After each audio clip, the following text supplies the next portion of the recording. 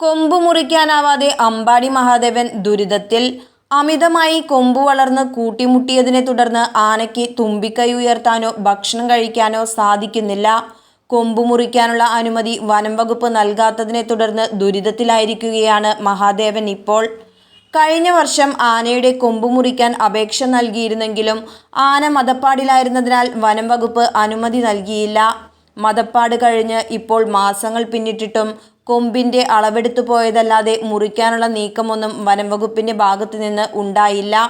കൊമ്പിന്റെ ഭാരം കാരണം ആനയ്ക്കിപ്പോൾ തലയുയർത്തി നിൽക്കാൻ പോലും സാധിക്കുന്നില്ല. കൊല്ലം CCFന്റെ പക്കലാണ് കൊമ്പ് മുറിക്കാനുള്ള അപേക്ഷ നൽകിയിട്ടുള്ളത്.